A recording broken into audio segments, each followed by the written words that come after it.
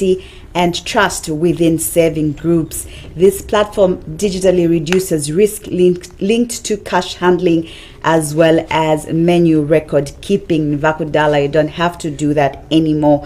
Airtel Village Banking is designed for both the rural as well as urban communities, where it plays a crucial role in supporting livelihoods and economic resilience.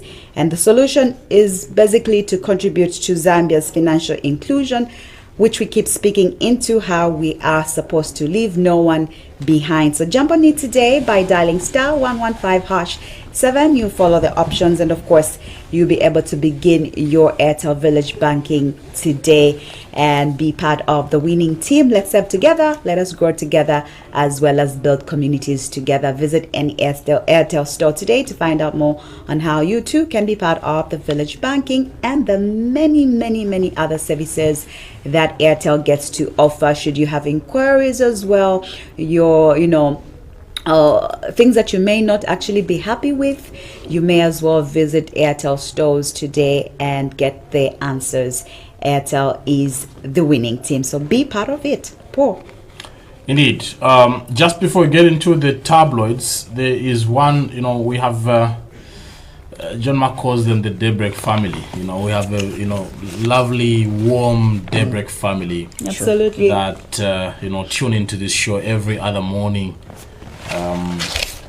Yesterday on one of the posts I made on social media, from an extract or an interview, one of our ardent followers, Agnes, actually commented that we actually make her go late for work. Well, I was so sorry. But sometimes when she reaches the office, she will still be in the car, trying to just, finish off the conversation. And we do appreciate that. We have a very, warm, beautiful family that I've been following this show for quite, a number of years. And I've been very, very consistent. Alvet being one of them. We do recognize you, Alvet, even when he threatened to leave. I think he never left. I mean, home is where the heart is. Come on. I'll be shocked if you don't use a romantic example. I'll be very sure. Don't disappoint me. Come on. Do that. But I got a call a few days ago from one of our followers, that he is actually based in Kasempa, Northwestern Province, and insisted that I'm traveling to Lusaka for just 2 nights. As I've come, I want to see you, please. So yesterday, that's him, Mr. Sinonge. I met him yesterday, an ardent follower of Daybreak. That's Mr. Sinonge from Kasempa. He pleaded that he wanted to just, see me physically, but he also made a very important, comment that please make mention that the sense of fashion that Naomi has is top notch. The sense of fashion. How are you warming my heart this morning? So now, ever on point.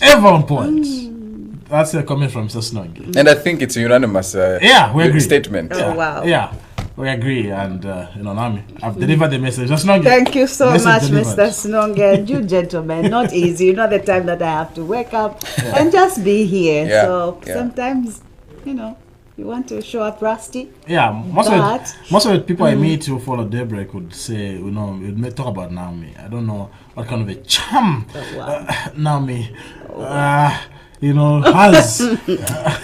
If she was a member of parliament, she would always be appointed. But as long as traveling back to Kasempa this morning, thank you so much. It was a pleasure, meeting you.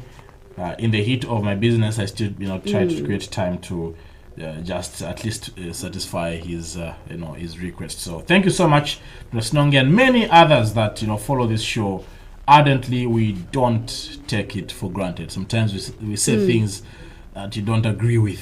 Sometimes but at least the family is still intact, and we do appreciate that. We don't take it for granted. Before we get into the tabloids, also. I saw, Zambia is playing Argentina in the next few days, in a friendly match. Very good. The organizers, FAS, well done for organizing high-level friendly matches like that. I think that is what we need to be able to play against the best. That's how you assess. One of the things they say that if you're the smartest in the room, you're in the wrong room. And never make friends with one who's not better than yourself. Yeah. So that is actually very important for us to be able to play against the best. That is one way of assessing our weaknesses, and making improvements. But I think we have a wrong president at FAS. I think, and I'm not ashamed to say it, I think, in my view, I think Keith Mwemba should avoid the cameras. I think he should avoid the cameras.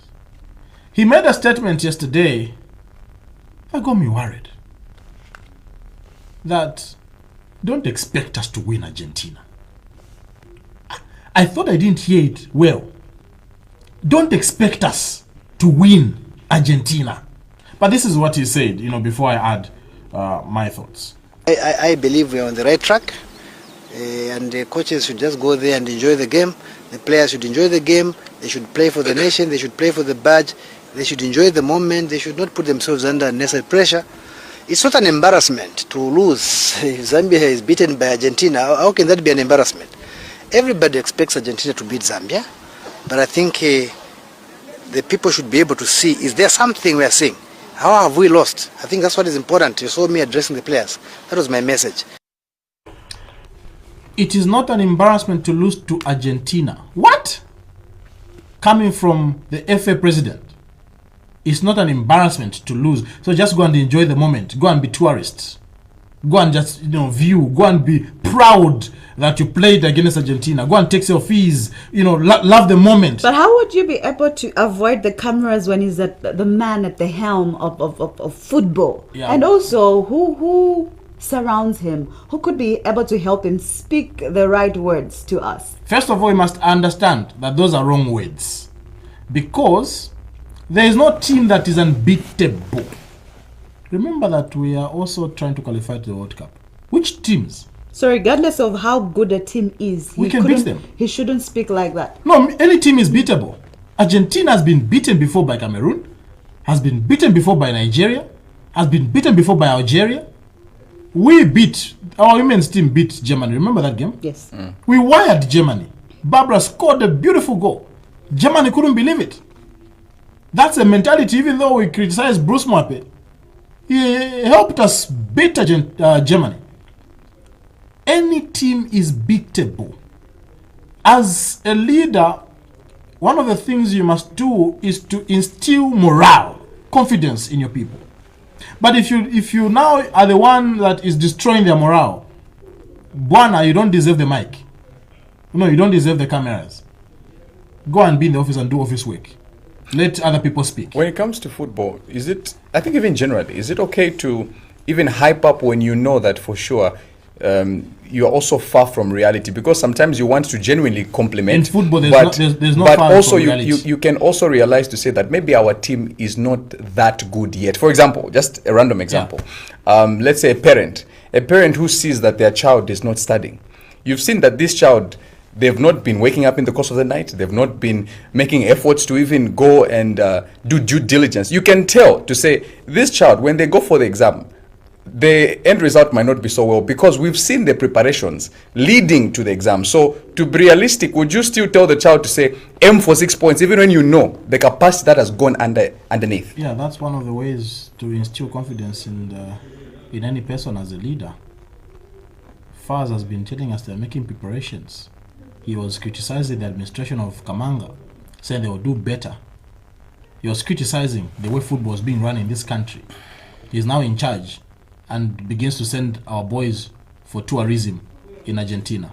And we should applaud it. No, we shouldn't. He actually has to apologize to the nation for embarrassing us with that statement. That's an embarrassment. Who then could be able to, handle the football affairs better? I know that, even with Mr. Kamanga, who was there, people spoke into how, no, this person is coming from the business world. You may not be able to understand the nitty-gritties that come with football. Then who could be able to handle the football affairs better. He's an experienced administrator, football-wise, and that's why I'm disappointed.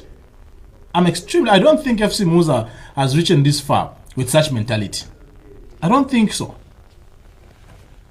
When it comes to experience, no, he's got it. He's been there. But these statements are actually disappointing. How do you expect an FA president to convince us that we can qualify to the World Cup with that? Because which teams are you going to play? The same Argentinas, the same are the ones who are going to be playing when you are qualifying for the World Cup. So he's simply telling us that it is impossible. Remember Impossible Mission? He's simply telling us it's an impossible mission for us to ever qualify to the World Cup under his tenure.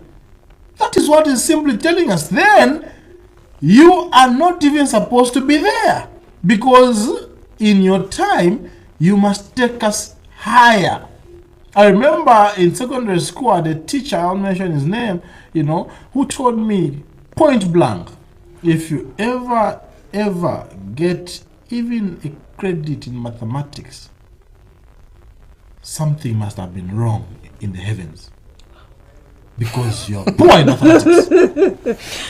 My teacher told me, if you ever get even a credit in mathematics, and guess what? I got more than that. And I looked for him to prove to him, It was more a distinction. Maybe he was trying to use reverse psychology. No. Any other person would have been discouraged. My own teacher telling me I can't But make also it. maybe what he did was he made you actually even do better, no? Certain No. weddings could be discouraging, but also they make us wake up if we're sleeping. It's not an embarrassment to lose to Argentina. What kind of mindset do the boys have on the pitch? Our boss told us, even if we lose, it's okay. The fighting spirit is destroyed. I remember, really, watch your words. We expect quite better. We expect the boys to beat Argentina. That is what, what the thing that you should have been saying. Look, there's no team that is unbeatable.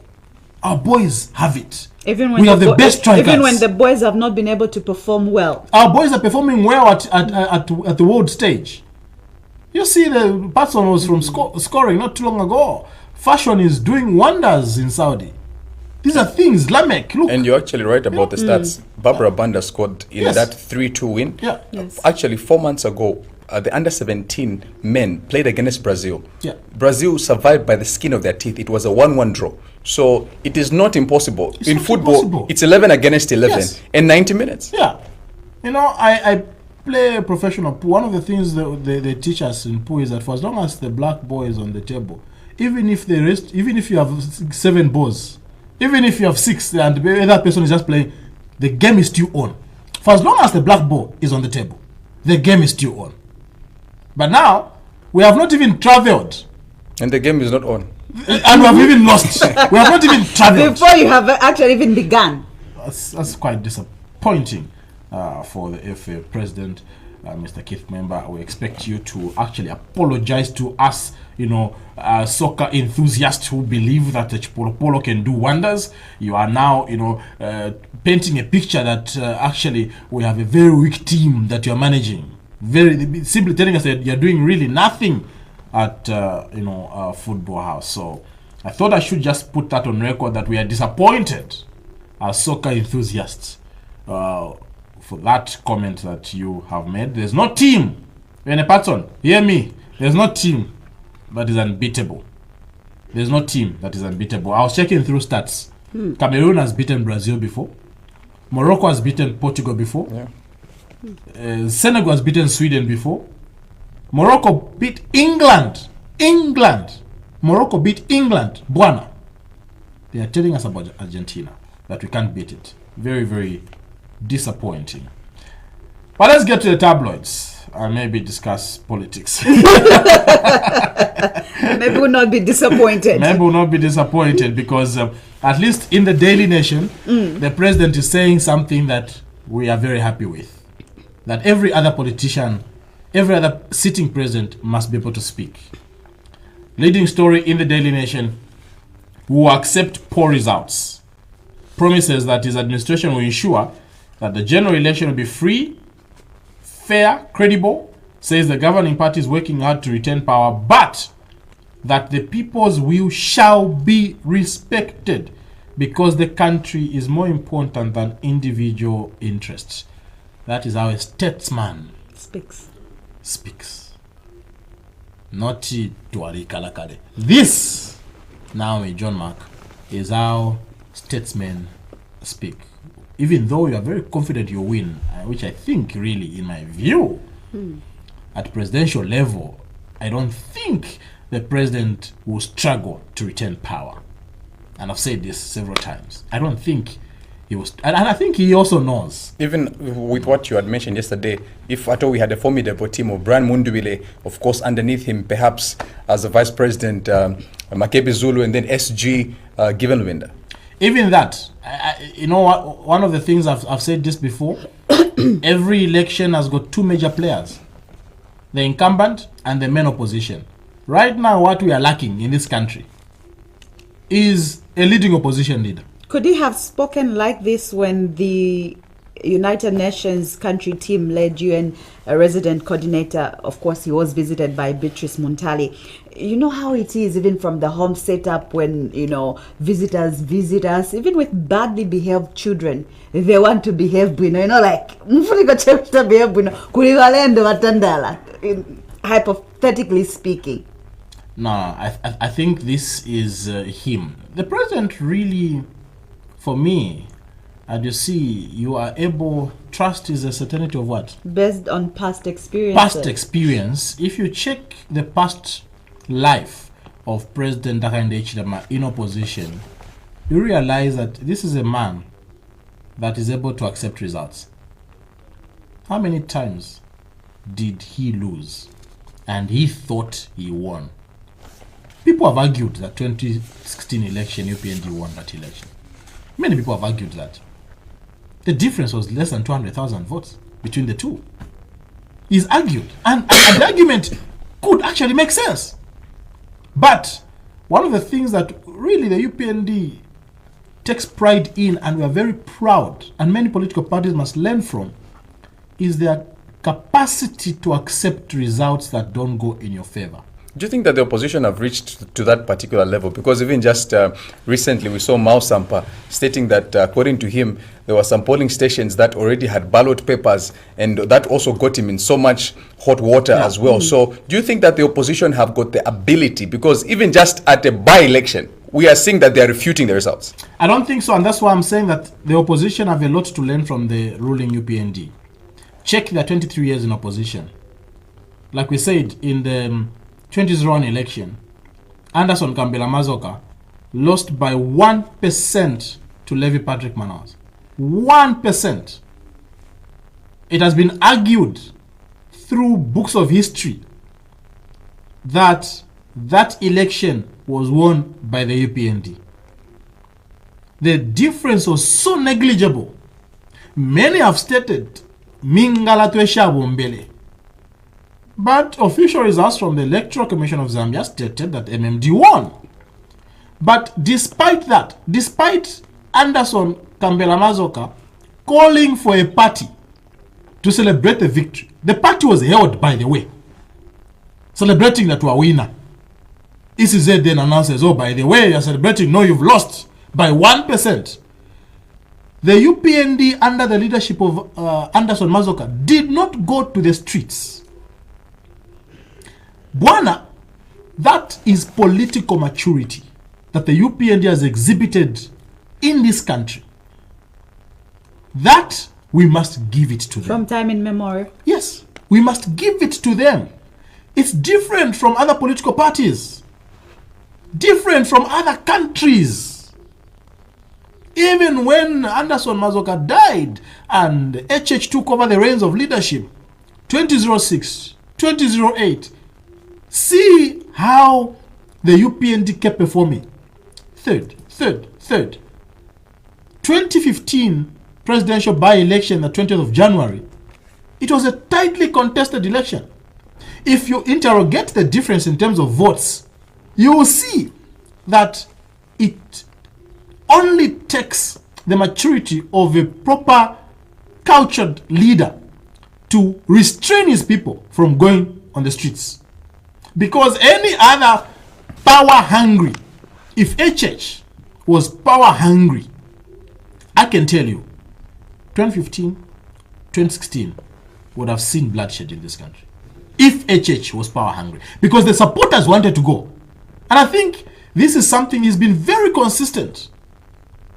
Even after winning in 2021, you saw how the UPND cadres wanted to start doing the same things that PF was doing. He is the one that restrained them. What are the traits of a leader, an opposition leader who is power hungry? Because opposition leaders are also limited sometimes in the way that they can be able to issue out their complaints. For instance, we've seen under the UPND administration, the way the opposition have responded whenever they had grievances. They have actually gone to the embassies, outside embassies, to be able to protest and seek for sympathy. We've seen also UN representatives engaged as well. So how could you be able to tell, to say this opposition leader, based on what you've mentioned about HH, is power hungry?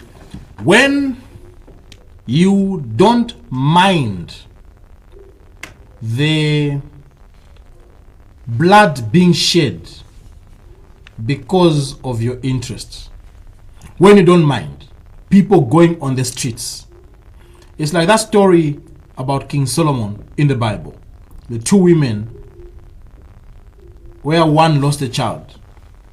It's either I take it or no one takes it. That is the mentality. I'll give an example. If you're from Uganda, I'm sorry. How many people died in Uganda in the recent election? If you're from Tanzania, I'm sorry. How many people died in Tanzania the recent election? Bwana, you don't have to go far. But that was down to the government, wasn't it? Yes.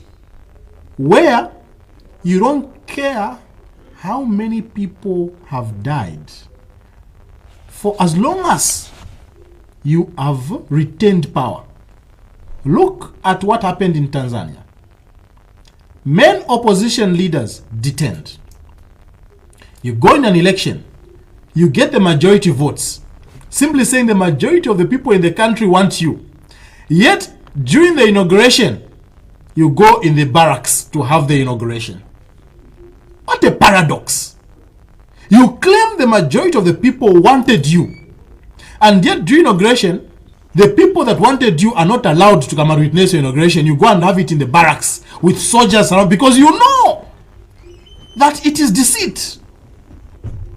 Over 100 people, John Mark, lost their lives in Tanzania. This could have happened in 2015.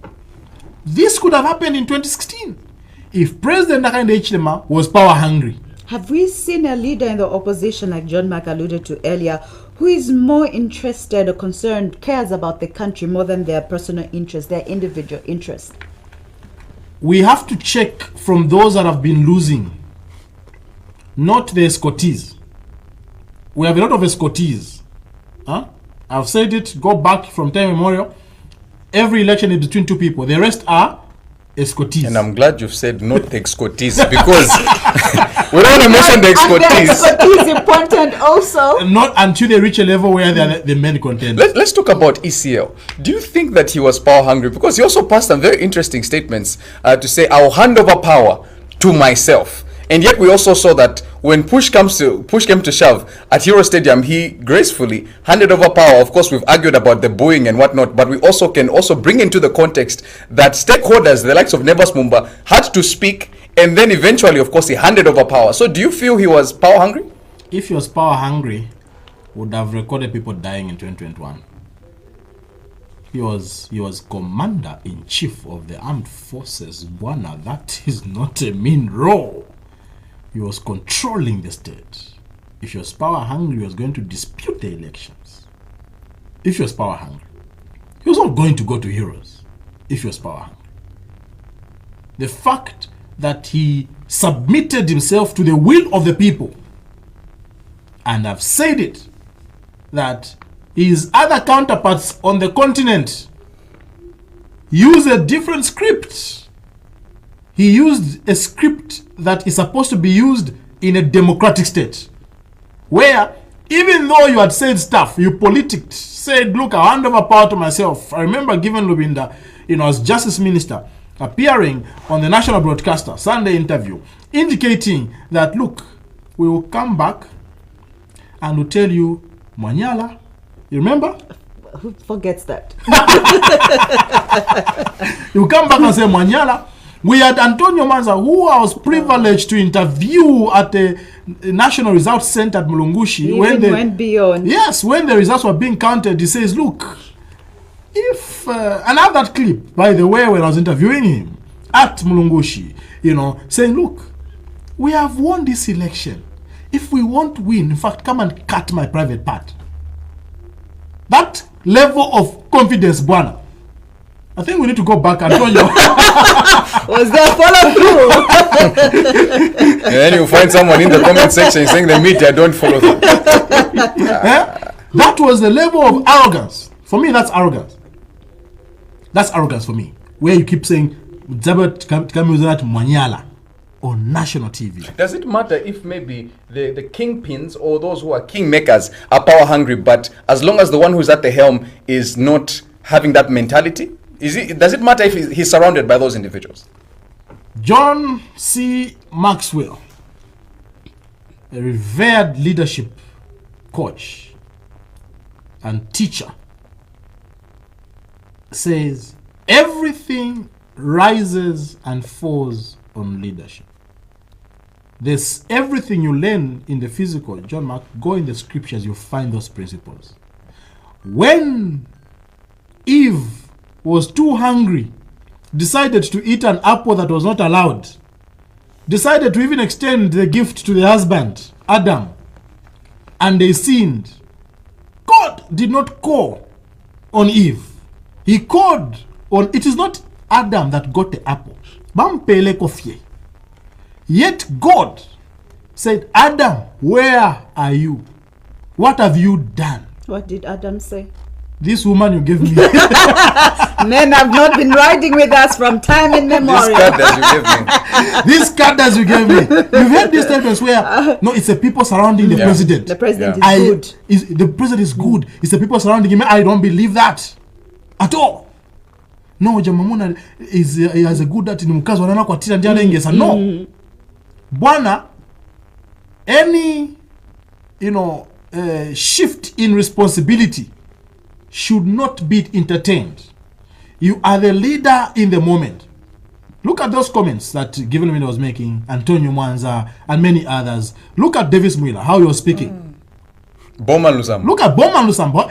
In fact, when Parliament was dissolved, Boma Lusambo addressed the press in his last presser, and he says, we are just going on a holiday. I'm coming back to this office. And yet, when the results were announced, did you see any of those escort ECL to Heroes to go and hand over? The same people we call, they surround the presidency. It's only Tarsila. Not even the wife to ECL escorted him. He went alone, was booed alone.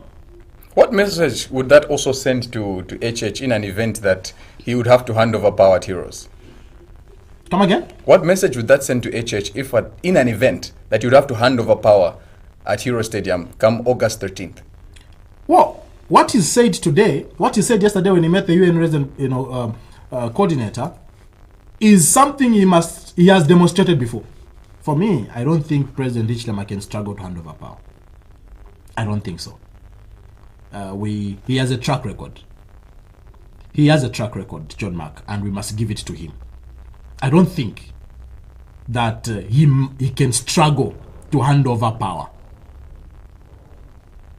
What he says can be tested through his past behavior, that he has demonstrated. That is, he has capacity to submit to the will of the people. All these years he's managed to submit. What will make him fail to submit now? Even when you're applying for a job, wanafunza CV, wanaona track record bwana. So that they know, kwa no chokela, they can even call, uyu muntu uyu.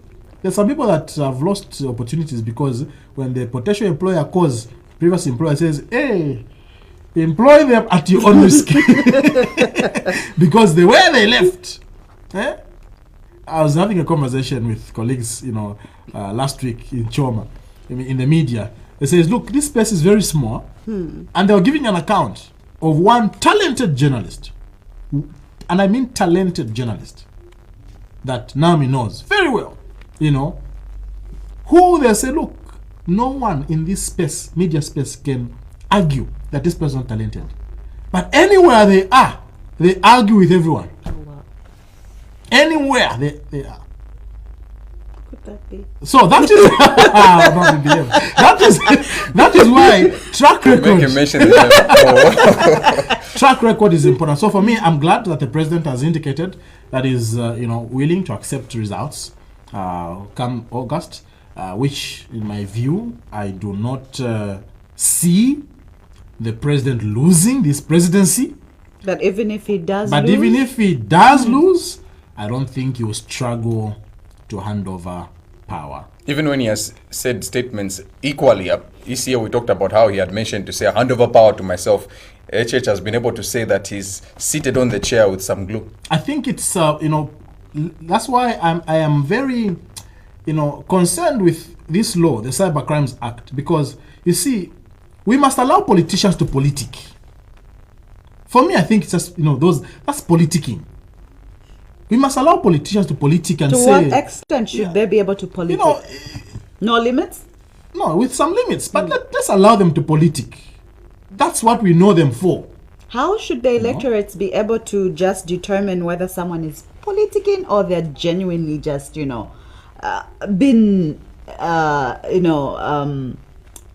they're genuinely speaking the truth? You must be able to know. That's why yesterday I emphasized that let's invest in critical thinking. Last night, I was privileged to sit on an analysis program on Oxford of Democracy with Nick and Francisco. And Nick asked a question, and I told him that, look, I don't like being limited. I don't like being boxed. So I'll answer even a question you've not asked. Right? Going ahead of yourself. Going ahead, because I want to be holistic. Maybe I already used Nami and John Mark, right? But look, it's the same with politicians. Let's not box them.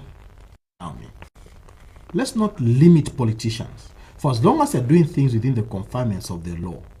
Look at what the president told us prior to 2021. And of course his officials have confirmed that he was politicking.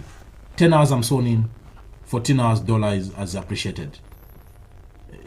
If you are a proper economist, you know that is politicking.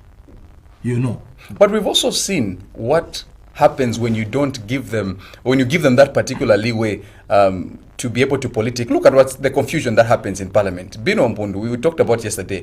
Can you just keep quiet? Udimukulu. Those particular statements will be flying left, right, and center. It's just that in Parliament they are protected. Yeah, that's what I'm saying. That's why I emphasized yesterday. Say what you want to say, enjoy your freedom of speech, but ensure that as you do that, you don't infringe on the rights of an individual. What, for example, Bruno said in National Assembly was uncalled for. You don't call someone Umanwandoshi. No. That meaning my parents are witches or wizards. That's what you're simply saying. No. Joke with me. Don't bring my parents in this issue. No. Even people that try to marry people that are from previous marriages or relationship. A mistake. That's why I'm not going to see Mamuna Oja. Let's talk about our issue. Don't bring other people that are not in the picture. It hurts. That's why I'm not going to see I can't sponsor na ona. Well, that's why I'm not picture my back. I shouldn't have told you where I'm coming from if you're going to use that against me. Some people begin to use that information against, against their partners. So please, let's ensure that as we politicians, don't infringe on the rights of another individual, because where your freedoms end is where the freedom of another individual begins. So that is very important to highlight.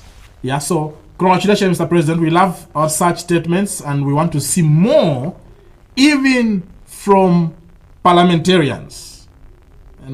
They should be able to speak that they will hand over, they will accept the results.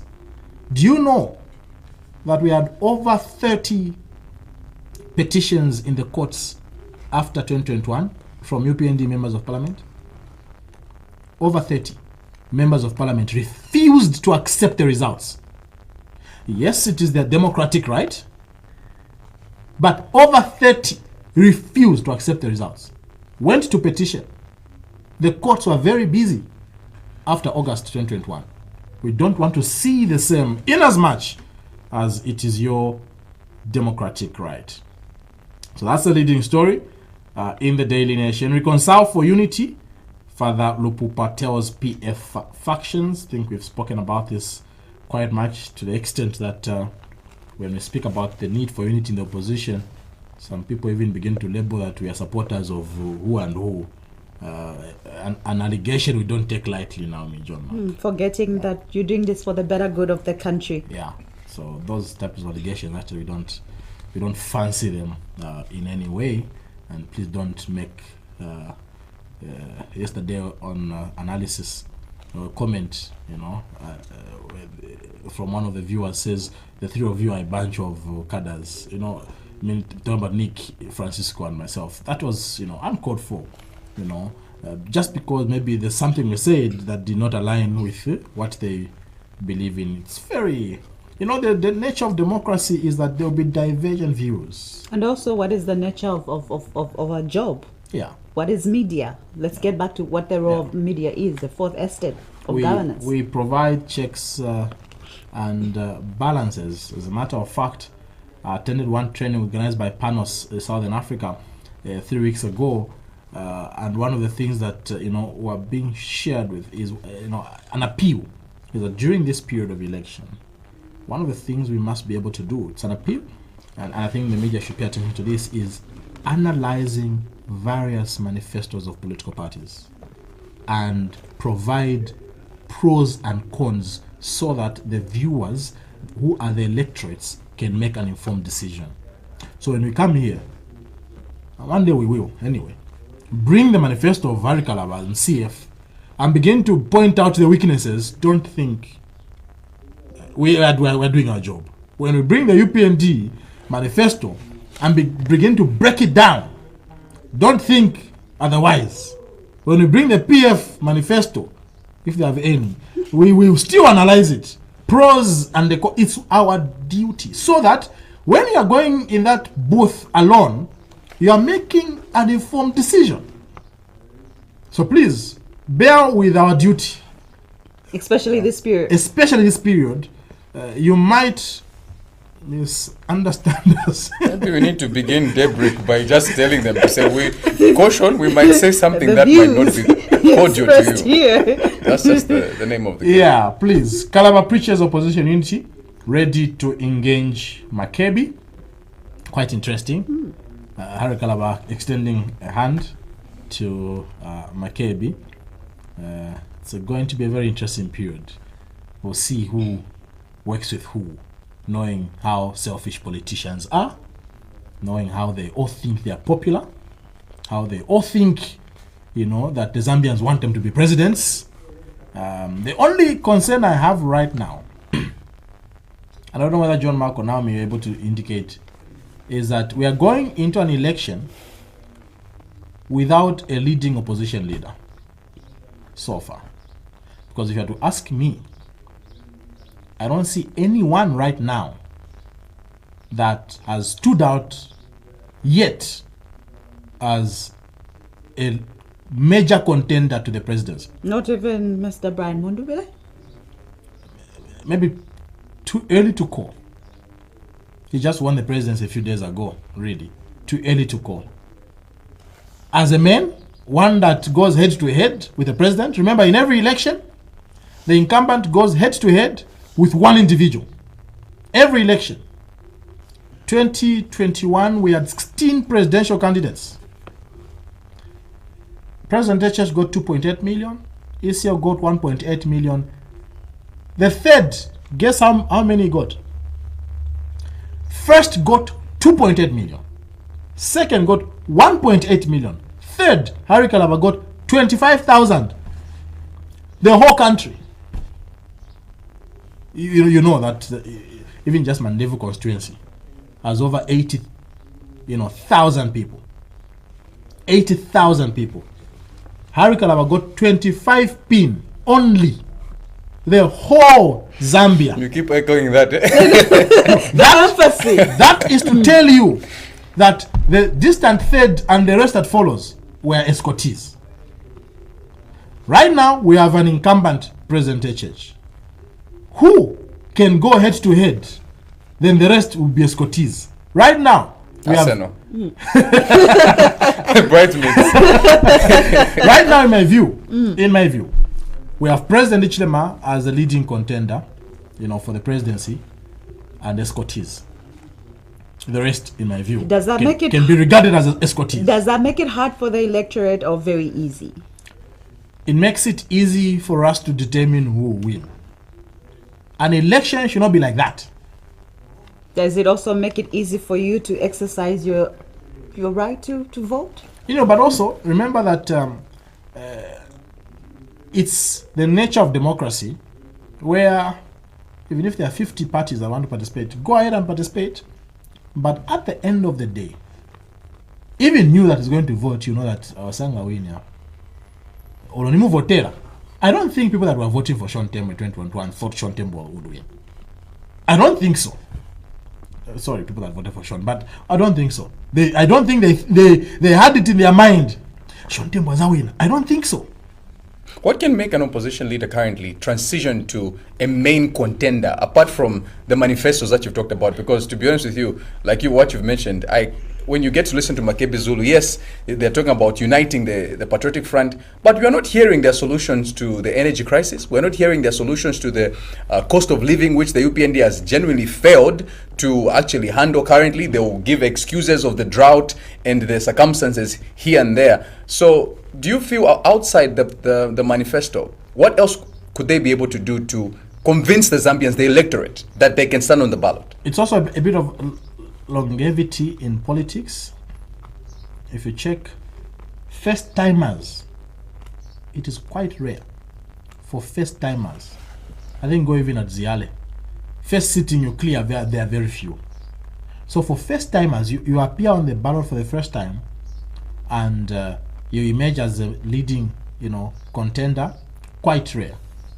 That's why I think I've said this before, people like Brian Mudubile could be very good contenders for 2031. Maybe they might try to make a name now. I have a challenge with people that participated in 2021 and up to now, they are not leading opposition leaders. Those are the people I have a challenge with. The Harry Calabas, the Kasonde Mwendas, the Fred Members, the Richard Silumbwes. I have a problem with them. They participated in 2021. Right now, they don't even have an MP. It means you're not growing. That is an indication. Because the acid test to determine your popularity is when you participate in an election, win some. How many by-elections have we had at parliamentary level? Why haven't we had some of these political parties that participated in 2021, including the one that came out third, Harry Kalaba, at least even have one member of parliament? He was in Chawama, in the parliamentary by-election there. How many votes did he get? He was in Kasama. How many votes did he get? These are things that maybe the people that surround these leaders don't tell them that, look, we are expected to grow, Bwana. If you check PF, when it was established, 2001, by 2006, they had the first MP. By 2006, they had the first MP. Growth. 2008, he was the main contender. 2008, Michael Sata was the main contender in the presidential by-election when Levi Patrick Manasa died. That was what? Growth. When we saw him win now in 2011, were we shocked? Growth was visible. He participated in 2001, lost. 2006, Awatako MP. 2008, he went head to head with MMD, with Rupia Band. head to head. Growth, Bwana. Look at HH. 2006, third.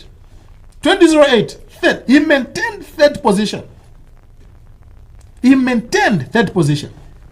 By 2015, 2016, he was the main opposition leader in this country. What makes the electorate not easy to convince over a short period of time? Why do you think the Zambian electorate think that way? No, it's a lot of work, John Mark, to have a national character. Because for you to win at presidential level, you must have a national character. You must be known. I should go to Dundumwezi and ask about Sean Tembo, and people know Sean Tembo, and the structures are intact. I should go to Chiturika village, ask about Sean Tembo. Sorry to pick on him, it's just an example. And people should be able to know about Sean Tembo.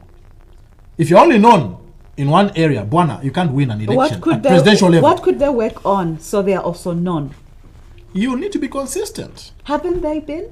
No, they've not been consistent. And that is why, in my view, at presidential level, I don't think the president should have sleepless nights.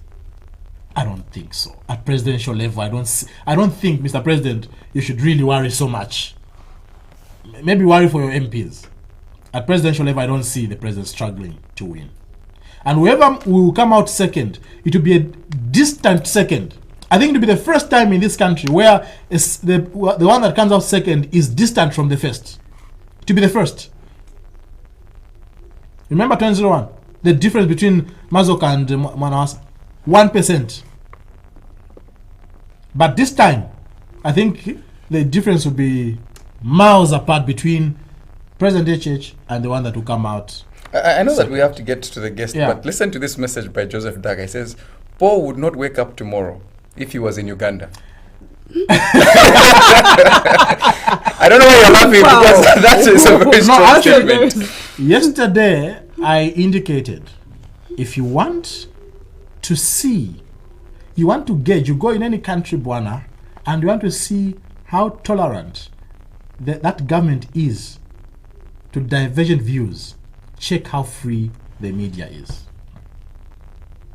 If the media is not free, keep quiet. In fact, don't post anything in that country. If the media in this country, I stated yesterday, we have seen levels of growth, media freedoms. Chief Mawumba would argue, because from yesterday he spoke into how there's no freedom of expression in Zambia. That I think we argued that yesterday. That I don't think so. We have made some tremendous progress when it comes to that. I love watching news from Kenya. Watch the analysis on their various shows. You see that even though President William Ruto could be ruthless, he respects democracy by the way he respects the media. The way if you have to watch how the media dissects matters, we are actually kids in that regard. We are actually kids. The way even their breakfast show, which is also called Daybreak, take time to watch Daybreak of Citizen TV. You will see how they break down stories, break down and analyze various matters freely. Uganda, Joseph, I agree. Where he would go is a question for another day. Look at where Bobby Wine is. Do you know where Bobby Wine has gone? Oh, wow. He's run to Donald Trump. He's going to seek help from Donald Trump. Do you think that we take it for granted, the type of environment that we have? And when I say that, I'm not just saying that under the UPND, but even regimes past as well. Recently, we also heard from the IBA director that they're going to be able to formulate or generate measures to be able to regulate the online broadcasting as well. That's a conversation that we could be able to have perhaps on another day. But do you think that even as Zambians, we have come accustomed to not being infringed upon in terms of human rights compared to the region and Africa as a whole? Someone said, you only appreciate the good when you lose it. And may we never get to that level where you only begin to appreciate a good partner after you've lost them. Now means they can't say, no, When think how you Can't you answer for a John Mark, so much more to offer than my class. I'm just riding on the comment that came earlier. Yes, so we really have to appreciate what we have and the freedom we have. May we never get to a level where we begin to miss these days. And that is why, when it is good, like I keep saying, let's appreciate. Let's inform the leaders. Sure. And at this point, may I inform the UPND administration that we love the media freedoms we're enjoying now, because we know where we are coming from. And may you build on these successes, because we love it. We love how free we are within the confinements of the law, definitely. But we love how we are not gagged in court. For as long as things are being done within the confinements of the law, we appreciate that, and we don't take this for granted, because look, we are coming from an era where, as we are speaking right now, that door, John Mark, cadres would come and interrupt the show. That's where we're coming from. Yeah? That's the era we're coming from. You are speaking live TV, says stop this interview. How many times was President HH stopped interviews being done community radio stations, and others would storm there and say program has ended? That is a paid for. We don't care.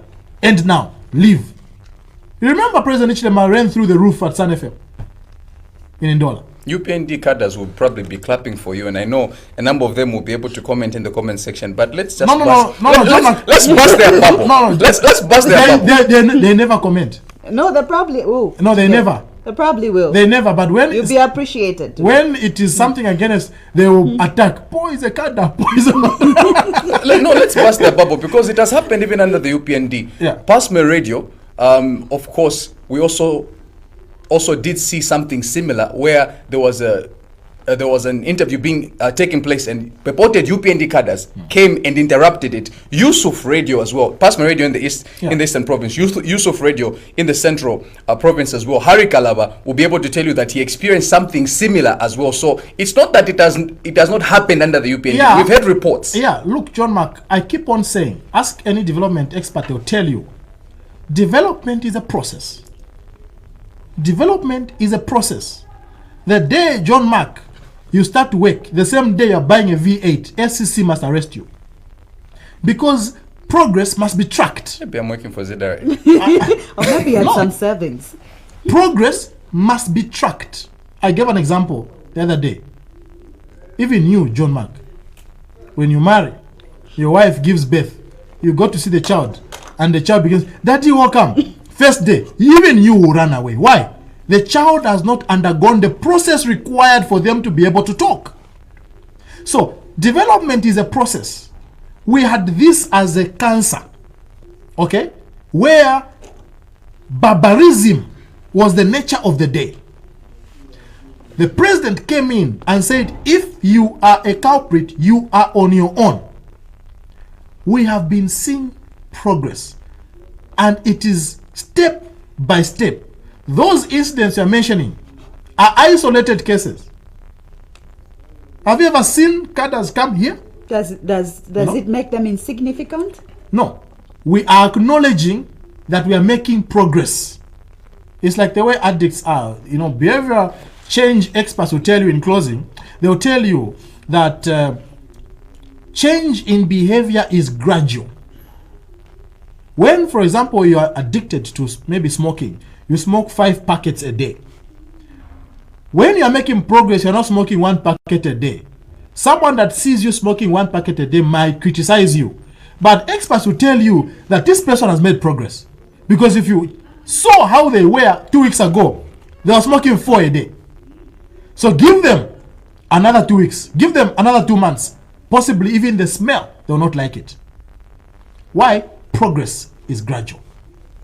it is bit by bit. And what we are seeing right now, when it comes to issues of barbarism, the thuggery behavior that we were accustomed to, this red necktie I'm putting on, back in the days, I have to be very careful in the morning, hide the red necktie. I have a lover of red neckties, but I used to wear other colors.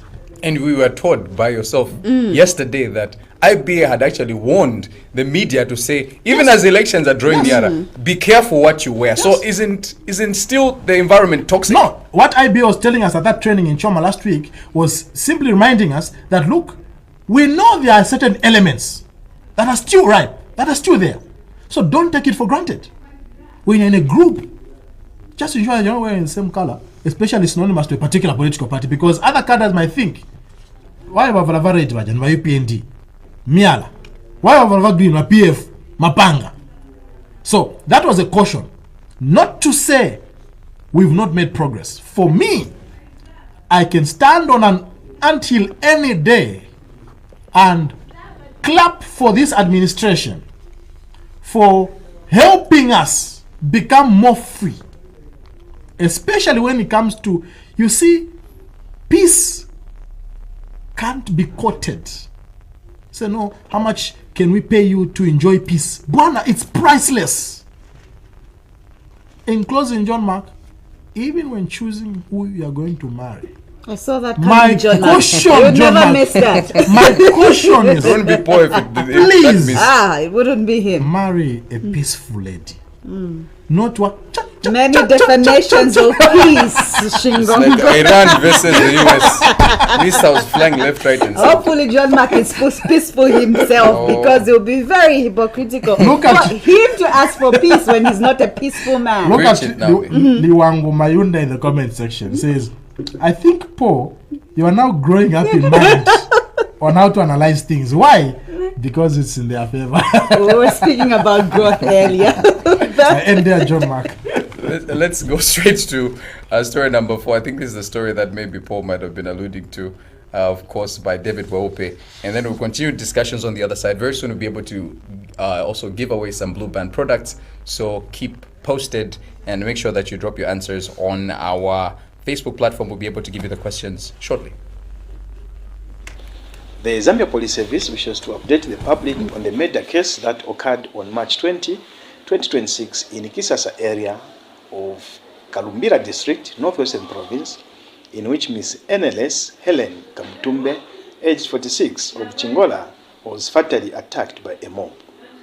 Following investigations, police have apprehended a total of 17 suspects in connection with the incident, up from the initial 8 suspects first taken into custody. Of the suspects apprehended, 3 are female. All suspects remain in custody and investigations are ongoing. The case was initially reported by Mr. Mwalede Siamuchimba, aged 39, of Solwezi, who informed police of the fatal assault on his cousin. Police will continue to arrest all individuals found to have participated in this crime as part of efforts to ensure accountability and deter acts of mob justice. To enhance security and restore calm, Police Command has deployed additional officers from the School of Public Order Maintenance mobile unit based in Kamfinsa, Kitwe. Officers are conducting increased patrols on foot and by vehicle in Kalumbira district and surrounding areas. The Zambia Police Service strongly condemns this act of mob justice, including the destruction of government property by the mob during the incident. Members of the public are urged to remain calm and report any suspected criminal activities to the police rather than taking the law into their own hands. The service is also concerned about the circulation of video footage showing the attack. Such material may cause further trauma to the bereaved family and distress to members of the public. We therefore urge everyone to refrain from sharing this content and to act responsibly, respecting the dignity of the deceased and her family. Members of the public with any information related to this case are encouraged to contact the police using the following dedicated numbers: 0978 617 821, 0977 74 3356, or 0977 41299. All information received will be treated with utmost confidentiality in accordance with standard operating procedure. Further updates will be provided as investigations progress. Thank you. That's fine.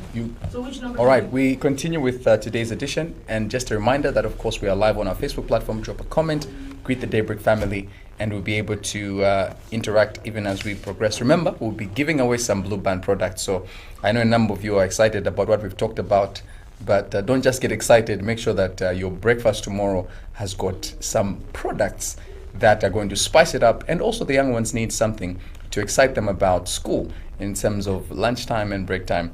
Let's do it for the kids, if not. All right, we have, of course, a guest coming through, dental therapist, and of course, we'll be able to get into conversations even as Zambia marks World Oral Health Day under the theme, A Happy Month is a Happy Life. Dental therapist, of course, joining us this morning. Naomi, please do the honors. Absolutely, Wendy. Good morning to you and welcome to the show. Good morning, and thank you for having me here. Indeed, the world, like John Mark has alluded to, Zambia did mark Oral Health, Day, which was celebrated under an interesting theme. We'll get to the theme in a bit, but also just let us in on why it is critical when we begin to speak of oral health hygiene. Oral health is very critical for everybody of us because it's not just about the mouth. Oral health goes beyond just our mouth. It affects our overall health, and I'm sure we're going to go into that. Absolutely, Wendy. And when it comes to preventative care, what are the most effective ways to prevent tooth decay or gum diseases, rather? The best is actually prevention, and by prevention I mean having good oral hygiene habits, and those are making sure you brush your teeth every after meals, morning after breakfast, and at night before you go to bed, at least for 2 minutes. Making sure you floss at least once daily. A lot of people don't floss, but they don't realize that brushing actually just does 60% of the work, and the flossing cleans the other 40%. You also need to make sure you use a fluoride toothpaste. I know there's a lot of talking about all these other types of toothpaste, and they'll talk about the dangers of fluoride, but actually fluoride helps our teeth to become a bit more resistant against cavities. And you also need to make sure you have your visits for your professional dental clinic cleaning every 6 months. Don't miss that one. You can we'll be able to get into that. I had a conversation, John Mark, even with a colleague here, and I was asking him whether he's been to the dentist before, and he told me that he's never been. How then should we begin to just spread awareness, Wendy, of us visiting a dentist? And not because we have, some tooth that needs to be removed. A lot of people don't go if they are not in pain. I get it. But we need to make sure that we have our checkups. And if you only go to the dentist when you're in pain, you're actually going to associate it with pain. Every single time you think of the dental clinic or anything, you associate it with pain. So you can walk in. A lot of dental clinics, private included, they actually do offer free dental checkups. You just walk in and tell them, I've never been and I just want to have my teeth checked. You first just have that experience. Even if they find anything, and actually you may be surprised what may be happening, because it takes we can give it 2 years from the time the cavity will start to the time it's going to give you your first toothache. Oh, wow. What are the most common mouth diseases that are there? Gum disease, which is swollen and bleeding gums. Some people, I think you notice that because when you're brushing your teeth, when you spit, you may see some blood. So that should tell you to quickly go to the dentist. And then we also have mouth ulcers. Some people will notice and just probably take some painkillers or anything like that, but they usually just appear as little patches in the mouth. Sometimes even if you injure yourself and whatnot, people don't pay attention. But sometimes that could be a sign that you may be lacking some minerals in your body, and it will appear as just a little very painful sores in the mouth. And then we have the toothache, the common toothache that affects children, adults, even the elderly, where people have cavities, and like I said, they'll put some cloves, they'll drink this self-medication. Right, we do that a lot, John Mark. Very, very true. And I think these are very relevant conversations. People don't normally talk about this, but I think it's very important that we dive into these issues. But I allow me to be a bit practical, if you will, Wendy. But I think I love the fact that you mentioned that there are some dental clinics that actually offer free checkup services as well. We know, as much as we don't want to admit it, that Zambians love free things. I'll be able to attest to that because at the ICR, which Prime Television Zambia proudly, of course, participates in the intercompany relay, kudos to Mr. Shao and, of course, the team upstairs to ensure that Prime TV is always covering that event. One of the major highlights is that the clinics that come up will give free services, be it hearing services, hearing aids, and free checkups and whatnot. That's when you see people come on board genuinely. I want to also talk about the aspect of the cost, because many people don't get involved in dental checkups because of the cost as well. Care to shed more light about that? Because I think that's what hinders people, because the cost of living is already biting. People are struggling with issues of transport. So even if they've got that particular challenge, they'll wait for it to go to the extreme. Wow. The cost. That's something that's a little bit tricky, but I'm going to go into it. So I'll go for more especially the prevention part, which is let's say the cleaning, which you have to do every 6 months, right? Dental cleaning, I think, let's say in Lusaka, can range even from 500 kwacha to probably maybe 1,000. I'm just giving roughly from I think the knowledge that I have, right? So if you were to divide that by 6, okay, if you can save, it will take you to about saving 100 kwacha or so per month in order for you to have your dental cleaning. And like I said, most places, when you're already there and you actually talk about you've never been, or even if you've been and you tell them, no, I need to do let's say a cleaning, and I only have this much, there's always a way you can negotiate and talk about how you can be seen. And also the last question from my end, sorry to cut you short, but I'm looking at time as well. Yes. But from my end, I've got a couple of friends who have that stigma in terms of the aspect when they actually go and then they get the braces. And so they'll tell them to say people are going to look at them in a particular light, especially female counterpart. They're very particular in how they look, especially when the braces come on board. So care to shed more light in terms of that particular aspect for our young ladies out there who are struggling already with identity, and they're thinking the public will look at them in a particular light. And some of them, you find that it takes some time for their teeth to begin to align. Wow. So for that one, the funny part, like from what I've seen and from the consultations I think that I've encountered with most especially the same young people, teenagers to young adults, a lot of them are now taking the braces as a fashion thing. That's number one. Then number two, in terms of those who are self-conscious, I think they need to look at the bigger picture from it. For starters, they probably would have low self-esteem maybe from the misaligned teeth. So if they look at it from the brighter side of it, of having aligned teeth or something that they want, the process might be a bit challenging. But we also do offer some counseling when our clients come for every procedure actually.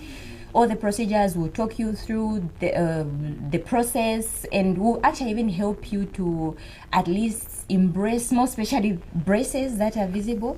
For braces, they are usually done by specialists, orthodontists. Yes, but we do the counseling part, we do the consultation part, and then we hand over to them and we work together. You know, dentistry, we are a big team. Right. And Wendy, I know in the interest of time also, what are we urging the members of the public with regards prioritizing dental hygiene? And of course, you couple that up with the theme this year, a happy mouth is a happy life. Yes. So let's speak into why it is critical to prioritize dental hygiene. It's very important, like we mentioned earlier, to say dental or oral hygiene is not just simply about the mouth. If you have poor oral hygiene, it can actually affect other areas of your life. For example, if you are, for pregnant ladies, it can actually if you have poor oral hygiene, it can affect the birth weight of the baby. It can actually affect it can cause heart diseases if you have poor unattended oral hygiene. It can cause respiratory issues. It can actually even worsen the diabetes complications. And for our men, it can studies have actually shown that it can actually affect it can affect erectile dysfunction and things like that. So it would be very important for all of us actually to prioritize the preventive part. Like you mentioned about the costs of dentistry altogether, when you do the prevention, you are going to actually cut a lot of costs on your end. You are not going to spend a lot of money. But if you neglect your teeth, not only is it going to cost you a lot, but it's also going to affect your health, your overall health. It will affect how you smile, because if you have cavities on your front teeth, or if you have bad breath, because by the way, poor oral hygiene will come with all that. You'll be very self-aware when you're in public. You may not express yourself well, and you might not be too confident to even find yourself in certain groups.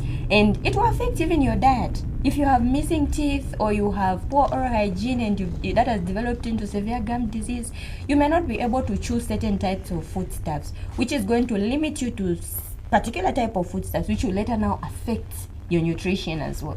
Right. Are you able to see how Wendy is smiling throughout the show, John Mark? Her teeth are so absolutely lovely. I hope we can get such I was thinking to myself, you are the best person to talk about dental issues. Right. Trust me. Oh, really?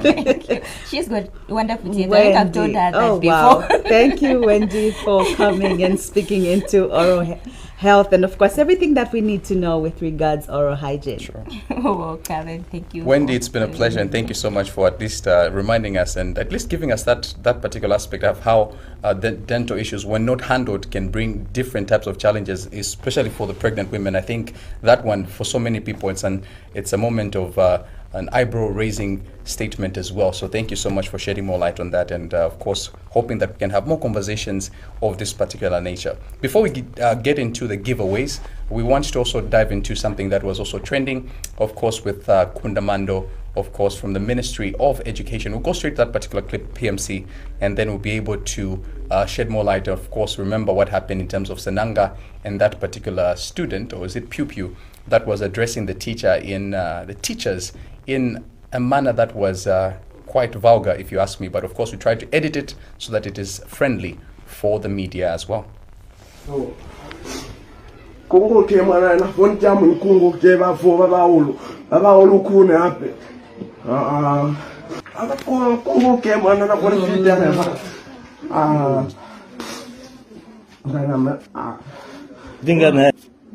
Uvakunguke mwana masaiza mina panga mali esikoto kunguke hana na kwenye mkona hela ticha kuna mwana anafamu ambole kana myutwa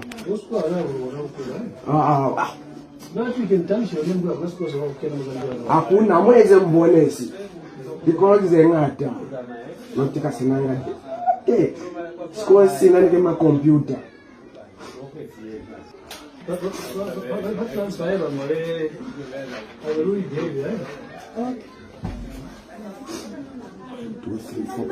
Kile mwanana zote masaiza mina panga kamali ayamandu mina mtokungukira mwanana kuti vatikira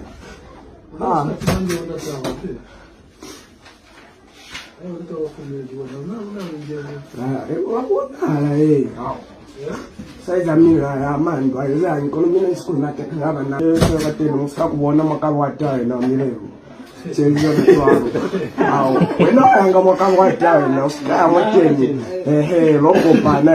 boy nina esinani zivai unitali misisando nagokopane nina zwakunda unitali misisando watankuna zwani kono kwambona nwene ubize tulikanto tujanki otumu muni umbeyi janki kwendikiwena nivana vao kono janki Munu wani ngen janki na mo janki tuwe na nvana rao nvana wano simbe kwa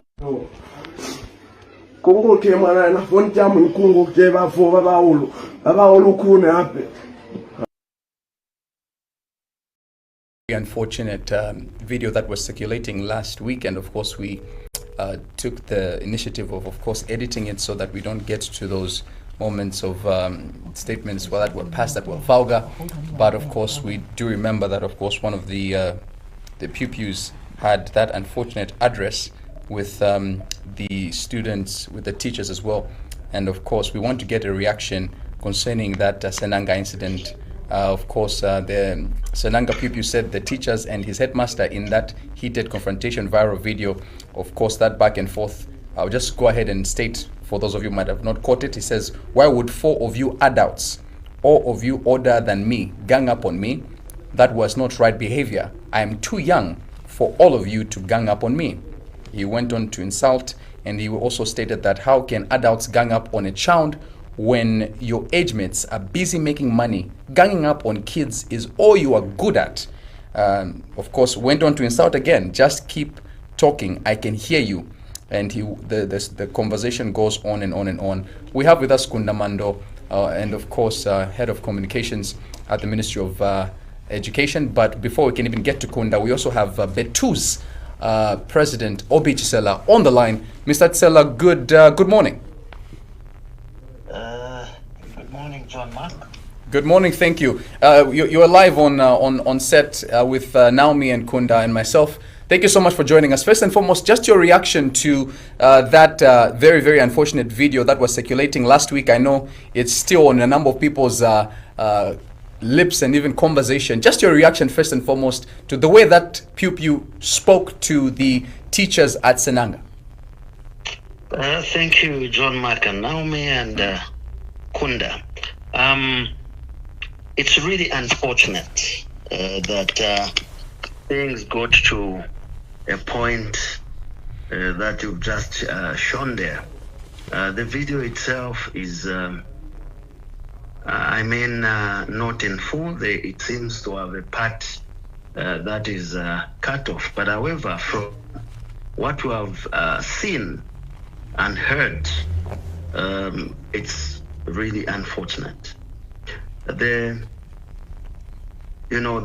foundation of education, the anchor of a school system is discipline.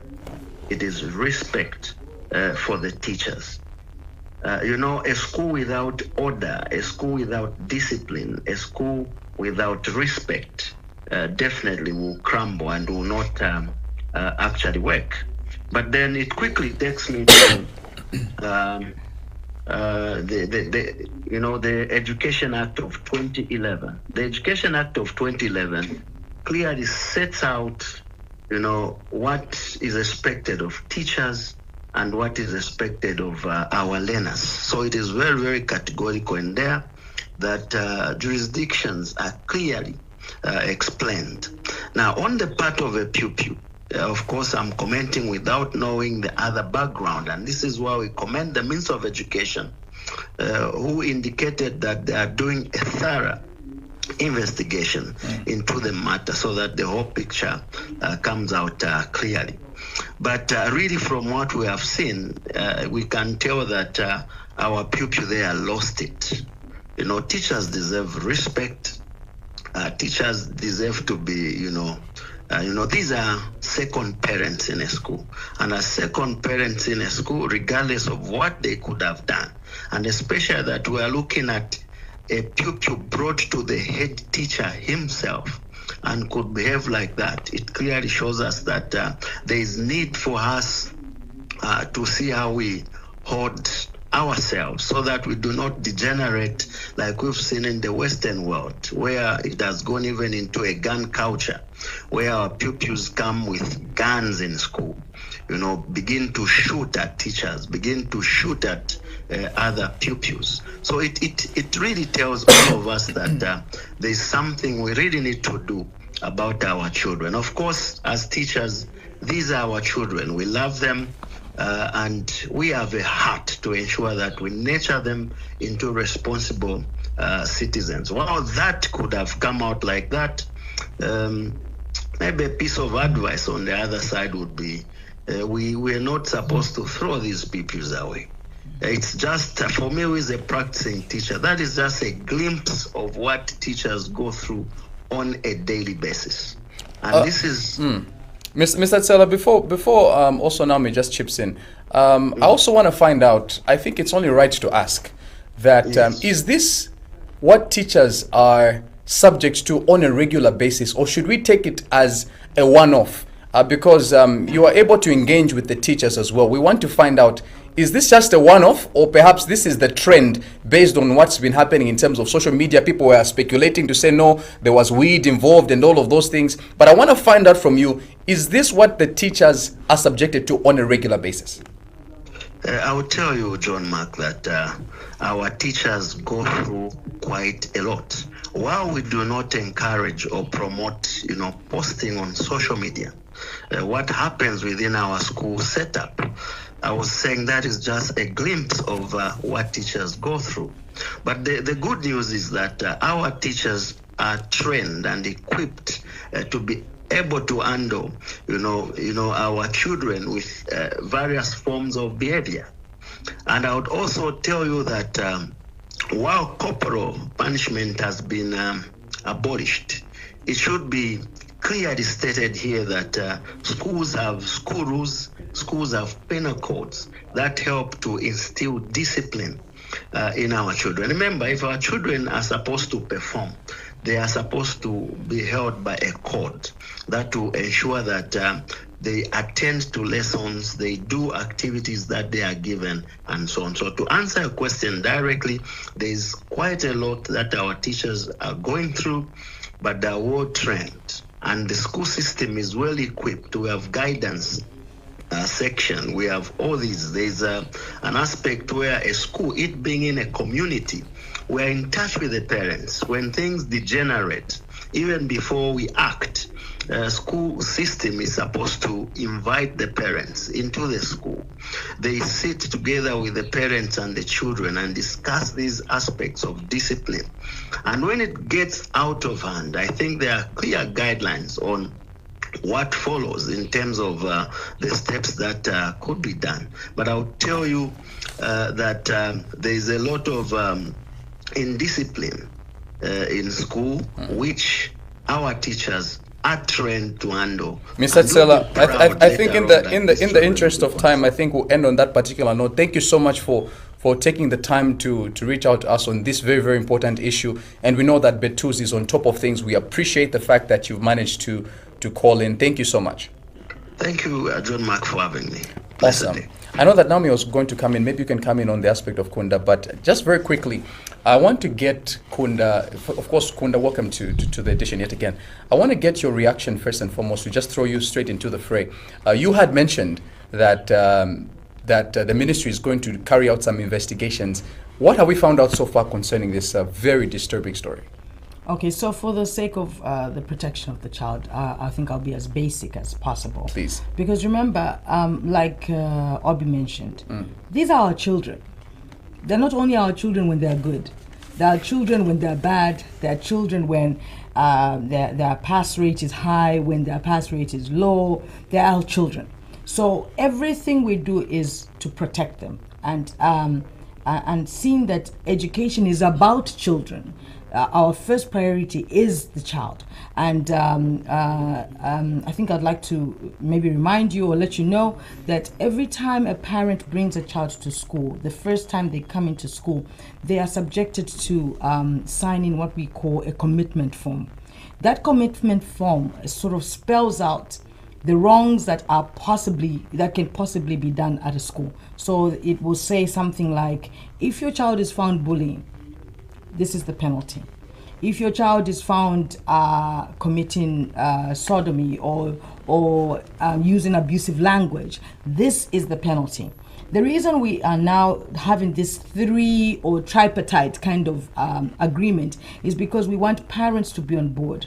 And this is a call that we are making constantly to our parents, that we need to work together to ensure that our child becomes that responsible citizen. Because if somebody just knows academics but has no respect has no mannerisms, has no etiquette, that person is not educated. And Kunda, I like the fact that you're speaking to the parents and speaking into how you have to sort of work together, because I mean, education is very critical, it is important, but that is not the only thing that these children will need. Discipline, moral standing. Absolutely. Right. And of course, the fact that you also have that commitment form that they sign.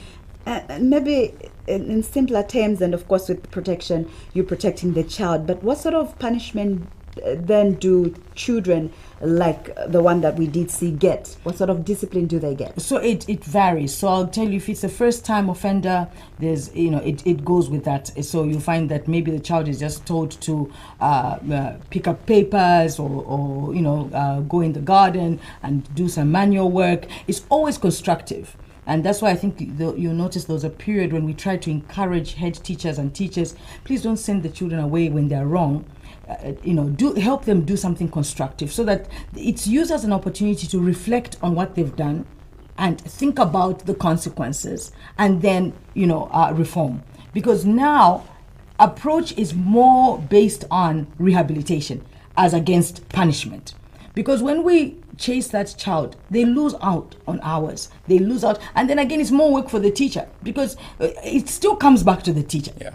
So you may feel good at he went back home, but those hours that he has lost, it's you, the teacher, who has to still make up for those hours. So we want teachers to engage more. We want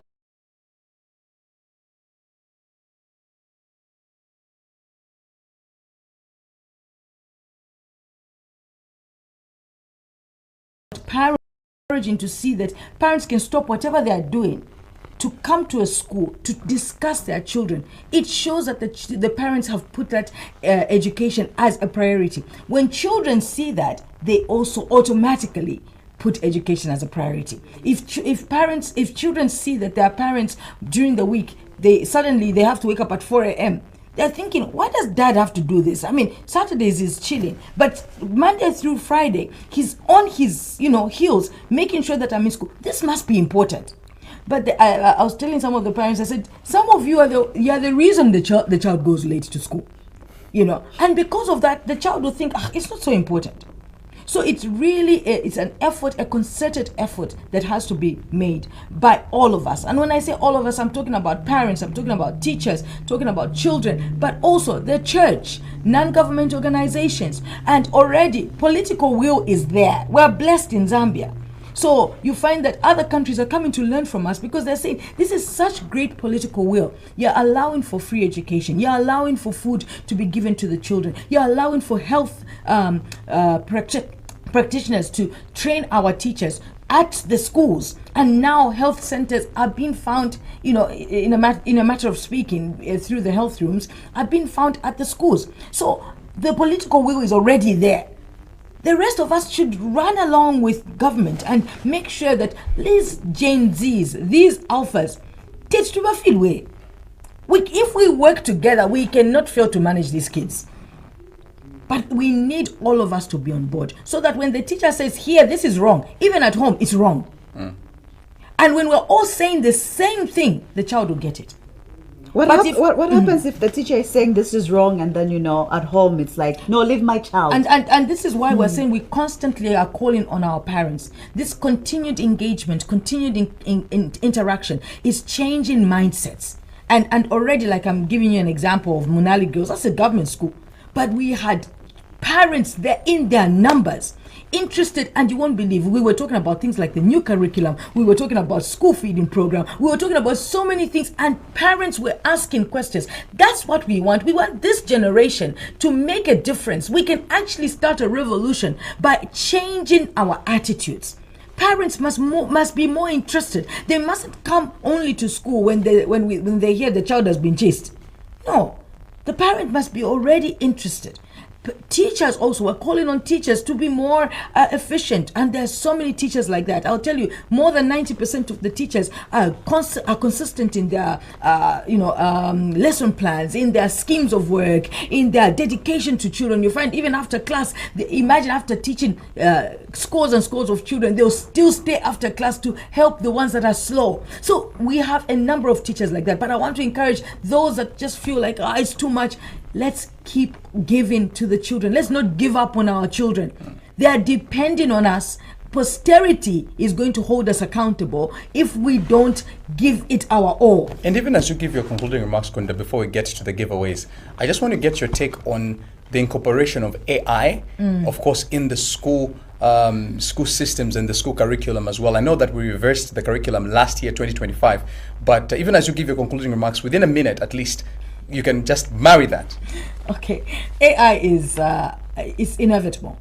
You can't run away from it. There are a lot of people who have taken advantage of AI and are using it negatively. But that is so in every good thing that comes about. That's why as a community we must work together. It doesn't matter what it is. Whether it's school rules, whether it's academics, whether it's AI itself, let's work together as parents and teachers just to ensure that these opportunities or these platforms that are now created don't mess up our children. They don't make our children more lazy. They don't make them less interactive when it comes to schoolwork.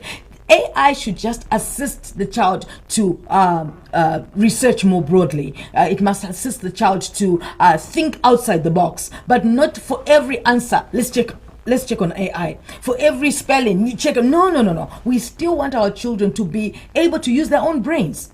And that's why we've changed the curriculum, so that the child is more hands-on, more practical. Let's use this to enhance our work as against to do our work. And that goes for journalists, goes for any other profession. Come on, write your own scripts. Use your brain to do the work, and then AI can just sort of make it better. But don't be too relaxed and heavily depend on it, because then why are you where you are? Because then any citizen can do what you're doing. Absolutely. Yeah, there must be a difference when Naomi writes a story and when a person uses AI. They must be able to tell that this is a journalist. There's never been a time I've had Kunda included. Kunda, thank you. But let me just end with this. We are saddened by the abusive language, whether it's used by a child or it's used by a teacher. True. It is wrong is wrong. It doesn't matter who is using it. Absolutely. So we need to acknowledge that, and we need to remember that the Ministry of Education will not tolerate any abusive language. There are channels of communication. If you're not happy as a child, you can tell your parents. They can take it up and report to the DEB's office, report to the EEO's office. It doesn't pay, because in fact, when you are insulting others, you're actually insulting yourself. You're doing a disservice to yourself. So this is something we will not tolerate. Whether it's Mr. Siame insulting, whether it's this young boy insulting, that is not allowed. Kunda, I know we are almost we've actually run out of time, but Percy Chama says that's the problem we have in our schools. Teachers expect to be respected while the teachers don't respect pupils properly. Yeah. It's a two-way street. The kid was not happy the way he was treated. Absolutely. But whichever way, if the teacher is not happy with how a child is speaking, it doesn't...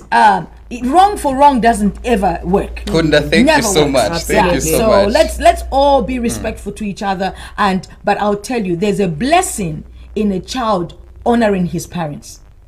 So even if teachers were wrong, the child must maintain respect. I'm tempted to say amen. But I'm agreeing with Percy. Teachers must also be respectful. But the blessing is in the child for honoring the parents. Thank you so much, Kunda. And of course, people are appreciating. They're saying, of course, excellent conversations coming through. People are definitely enjoying the conversation. You can still see that people are still talking about that. And I think it's an issue that affects all of us because it's the next generation as well. But we have some Blue Band products on the table. Let's brighten up their mood. The pupils they also need to smile a little bit. So of course we've got Blue Band with vanilla and of course Blue Band cocoa on the table. And of course all you have to simply type in the comment section is simply answering this question: do you need a fridge for you to be able to have, of course, a Blue Band to store the Blue Band? The answer is simply no. So the first 5 individuals that simply type no, it's just that simple. So you could either just answer that particular question, or perhaps in terms of the vitamins as well, what vitamins does Blue Band, of course, offer? There's Blue Band, of course, vitamin A, as well as B3, vitamin A and B3. Just type that in the comment section, and of course you'll be able to get that little something. And very, very quickly, let me just read some of the messages coming through. Of course, Luwangu, even as we are waiting for those particular messages, Naomi, you let me know once that also comes through. once we have our winners. And of course, once you actually get the answer correct, we'll be able to simply mention your name, and we'll be able to of course expect you to just send Prime Television Zambia just an inbox as to when you are planning to of course come through and get the particular product. It must be within the next 2 days. In case you've got a relative, maybe you're staying outside Lusaka and you want to get the product and you're thinking, maybe I need to get it on the bus. Hey, you could let your relative know to be able to come through as well. So a number of you still sending through. Oh, good. I can see Caleb in the comment section says B3. So Caleb is one of them. I can see, of course, Moju says you don't need a fridge to store Blue Band. Moju, are you sure you are not just watching on Thursday? You've answered very, very quickly. You people are smart. Rachel as well in the comment section. Vitamin A and B. You don't need a fridge to store a Blue Band. All right, Moju. Elijah as well is speaking into no, you don't need a fridge to store Blue Band and B3. So the winners today, John Mark, Caleb, Muju, Elijah, Rachel. Yes, Caleb, Rachel, Elijah, Muju as well. We need one more. One more? So there's Rachel, there's Caleb, there's Muju, there's Elijah. Those with quick fingers, rush to our comment section and of course answer any of the questions that we're asking this morning in the dying minutes of the show. So Muju actually comes up and says, tell our guest Kundamando, tell her she's doing a great job. I follow her. Kunda, people are clapping for you. Oh my God. No. And we'll keep doing better. We'll keep, making sure that you are satisfied with our services. Lewango also says, these are women we want. Kunda, bless you. Indeed, indeed. And of course, the last winner is William. William saying, of course, vitamin A and B3 and no fridge needed to store Blue Band. Make sure that you join us tomorrow as well so that you could be able to win some more Blue Band products. We probably might do it from the onset. Naomi will agree with me that we've had a marathon of a show. But we appreciate the fact that directors insisted that, you know what, John Mark, we cannot close. We have to give people what they need. So kudos to directors as well. I think in the future you might need a Blue Band. Just remind me we'll just let me know on your birthday. We'll make a plan. Thank you so much, Kunda. Thank you so much, Naomi. And of course, Paul in absentia. And each and every one of you for following through, acknowledging also Wendy who came through. I think I loved that conversation as well. Very, very relevant. This has been the Tuesday edition. Join us tomorrow, same time from 7:30 up until 9:30. Good morning. This is Mwamba, the Deco Queen. She turns spaces from mayo to wow. She could fly to China for new products, but why pick jet lag when you've got the Airtel Money Global Pay Card? No flights, no visas, just browse, pay, done. At checkout, just pick MasterCard and enter your Global Pay Card details, CVV, and expiry date. Simple. Be like Mwamba. Get your Global Pay Card in the Airtel Money section of the My Airtel app and top it up straight from your wallet. Airtel Money. Instant, secure, borderless. Meet Mundia. He ditched the 9-to-5 to build his brand. And yeah, he's crushing it. With the Airtel Money Global Pay Card, he's not just buying ad space, he's building hype. He pays for ads the same way he sells most of his shoes. Online, fast, and always on. At checkout, just pick MasterCard and enter your Global Pay Card details, CVV, and expiry date. That's it. The Airtel Money Global Pay Card, that's what keeps it moving. Be like Mundia. Get your Global Pay Card in the Airtel Money section. Meet Suilanji. Curious, creative, always learning. New skills, global trends, she's in on it.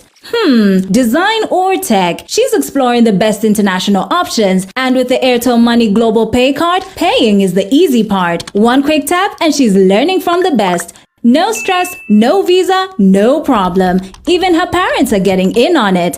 At checkout, just pick MasterCard and enter your Global Pay Card details, CVV, and expiry date, and that's it. Be like Suilanji. Get your Global Pay Card in the Airtel Money section of the My Airtel app and top it up straight from your wallet. Airtel Money. Instant, secure, borderless. After a long day of spreadsheets, traffic, and people saying circle back, Twambo just wants to stream his favorite show. But of course, his subscription expired. Good thing he's got the Airtel Money Global Pay Card for his global subscriptions. One tap and he's back in business. No panic, no drama. At checkout, just pick MasterCard and enter your Global Pay Card details, CVV, and expiry date. That's it. Show back on. Subscription paid. Couch life activated. Be like Twambo. Get your Global Pay Card in the Airtel Money section of the My Airtel app and top it up straight from your wallet. Airtel Money. Instant, secure, borderless.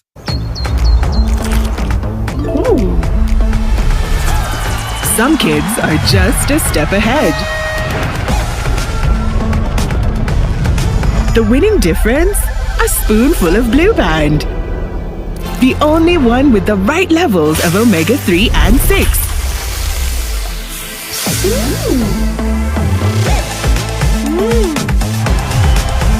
Blue Band. A spoonful of different. Daybreak was brought to you by Airtel.